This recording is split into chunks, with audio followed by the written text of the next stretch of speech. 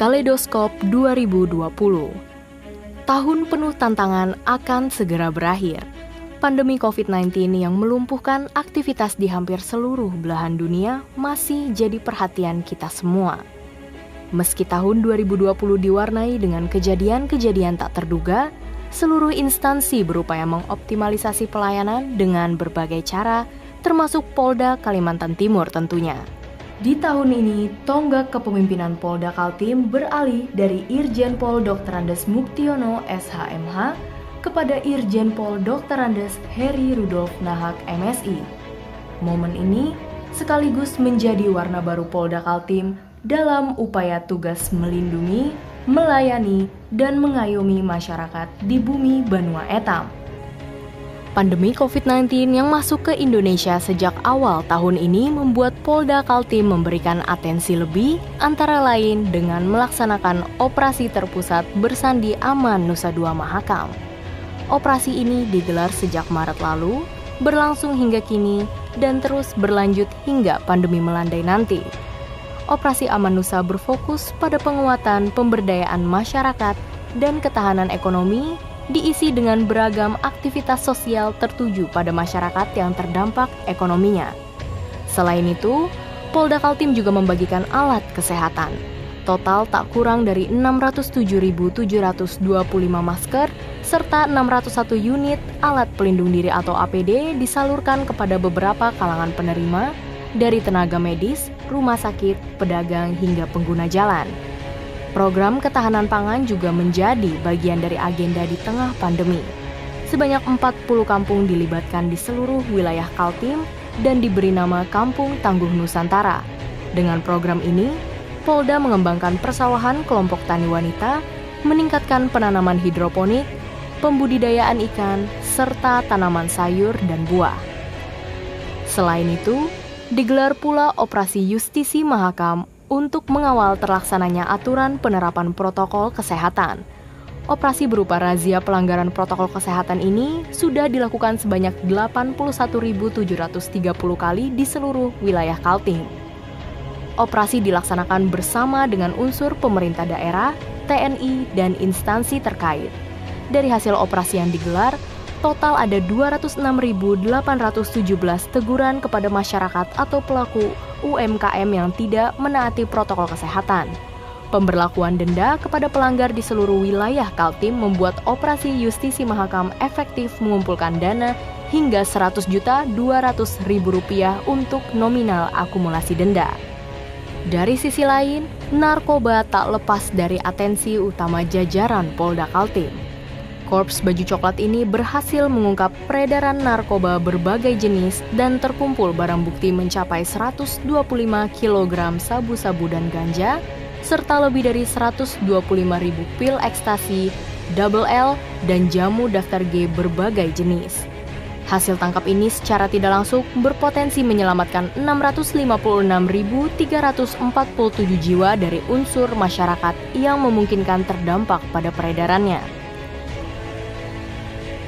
Di tengah berbagai tantangan tahun 2020, Polda Kaltim dan jajaran juga tercatat berhasil mengungkap kasus korupsi pada anggaran Kementerian Agama yang dilakukan oleh oknum pegawai MTS Negeri Samuntai, Longikis, Kabupaten Pasir pada 10 Juli lalu. Tersangka berinisial AB itu menyelewengkan anggaran lebih dari 3 miliar rupiah. Dalam kasus ini, Polda Kaltim melalui Polres Pasir berhasil menyelamatkan kas negara lebih dari 768 juta.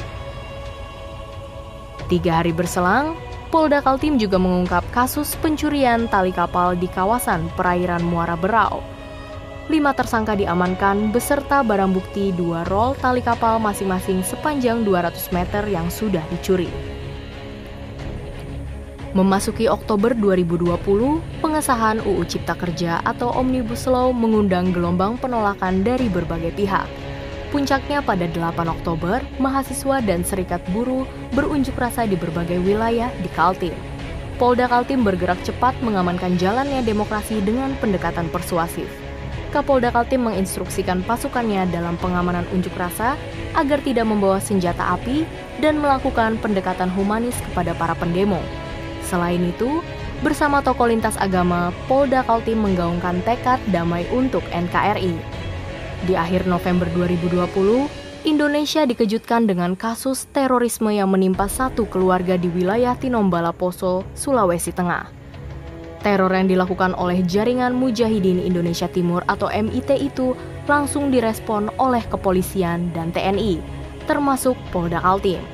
Bahkan, Kapolda Kaltim Irjen Pol Heri terjun langsung ke wilayah Poso guna mengasistensi pasukan Satuan Tugas Operasi Tinombala dan koordinasi operasi khusus TNI yang akan memperkuat Satgas.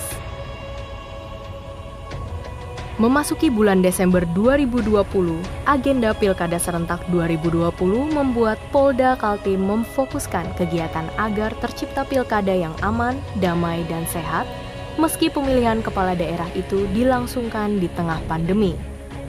Momentum pilkada ini menjadi salah satu agenda prioritas Polda Kaltim dengan mengedepankan semangat Polri yang promoter sekaligus taat pada protokol kesehatan yang telah digariskan. Polda Kaltim menyebar anggotanya di 7.983 TPS di seluruh wilayah Kaltim guna menjaga kepatuhan masyarakat pada protokol kesehatan saat pemungutan suara.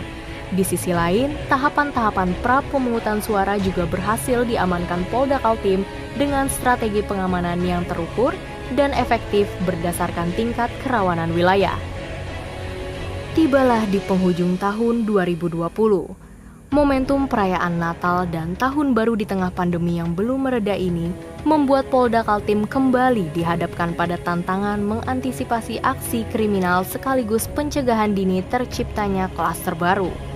Untuk hal itu, Polda Kaltim menyebar 1.990 personel ke sejumlah gereja dan pusat keramaian di wilayah Kaltim, seperti terminal, bandara, pelabuhan, pusat perbelanjaan, dan objek wisata. Sebanyak 96 pos, baik pos pengamanan, pos pelayanan, dan pos terpadu operasi bersandi Lilin Mahakam 2020 juga sudah didirikan. Seluruh program kerja, upaya, dan pengabdian Polda Kaltim di sepanjang tahun 2020 ini ditujukan pada satu tekad, yakni membangun NKRI yang semakin maju dengan masyarakat yang produktif, ekonomi yang terus tumbuh, dan wilayah yang terjaga kondusivitasnya.